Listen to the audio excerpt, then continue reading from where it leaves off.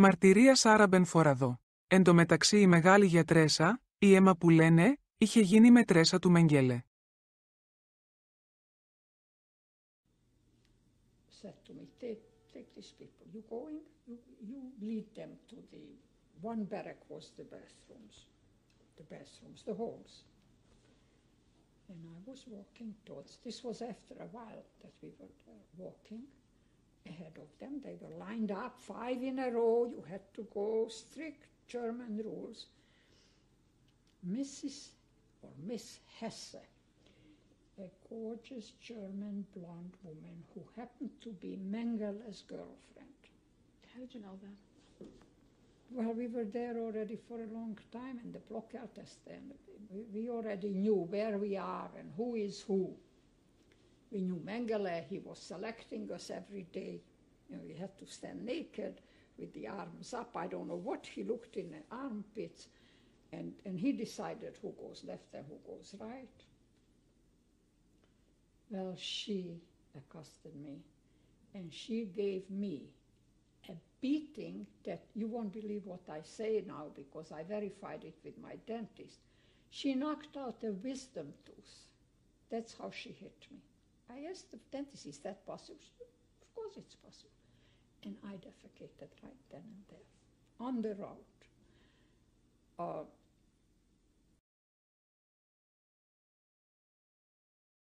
Do you remember what Mengele looked like? Oh yes, he was unfortunately a good-looking son of a bitch. He was the mean. I don't know. It was just unbelievable.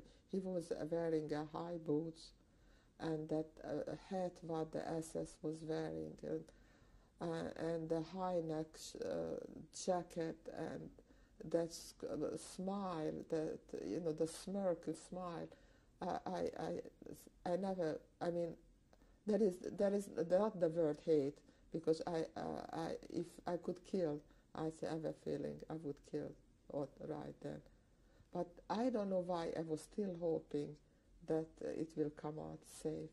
But so both you and your sister did we survived, but nobody the whole time, nobody know that we are sisters. Did you ever hear any other stories while you're in Birkenau about Mengele or experiments he had done? Or Matter of fact, one of two girls was there, because it wasn't in just the beginning. Matter of fact, he took them away because he said they're good lookings, and one of them was blonde, even didn't have hair, because everybody was bald. But he was some reason other he liked blonde. Or I don't know why.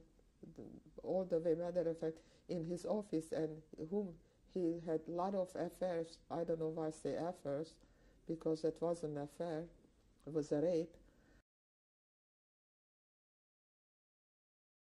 I had a job, in the crematorium one, they wanted to put in a big door, see. Put in a big door, because they had a single door like this in this room, where the people taking off the clothes, one little door, didn't vent fast enough, to throw in the clothes, getting out the clothes in this robbing room, because the other way people were staying outside and waiting to get in, see. So what I saw over there shook my foundation all the way up from the bottom to the top.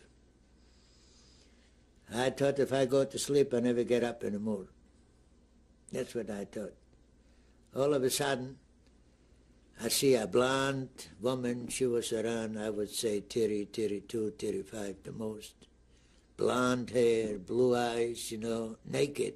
She was wearing red shoes. And she comes up, from number 1 crematorium. And right behind her, I saw who I see, Mengele, with his killer mole, see? Mole was his name, yeah. And he's hollering at her, are you Jewish? Are you Jewish? And she's hollering, yes, I'm Jew, ich bin ein Juden. And they walked a little bit closer to us. We were working about 100 feet away, you know, mix mortar, you know, and the door was there only to finishing off a little bit, you know. And all of a sudden I see he's taking the cane, he had a cane in his hand, he's trying to wrap around her neck, see, and pulling it to him. And she let loose, she must be left-handed. She threw him a left right in the jaw, you know, and he started going backwards, you know. Another one assessment kicked her in the tights, and she fell down on her back, in her feet up. He grabbed it, and later Mengele grabbed another feet, in the cane, what he had in his hand, he pushed in Virginia. When the whole thing went in her. I saw the blood coming out just like in a river. He let her lay like this for 2 hours, and she was bleeding to death. He came out and calls me. He says, he pulls out the cane and puts him against the wall, and he tells me, take the wheelbarrow and move it around over there to the ovens. See, to the crematorium to burn it, see.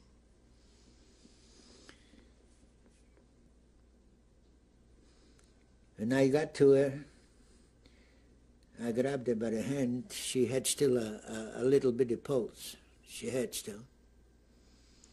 And I put her on the wheelbarrow. And I started saying, you know, the prayer for the dead, Yiskadal v'Yiskadash.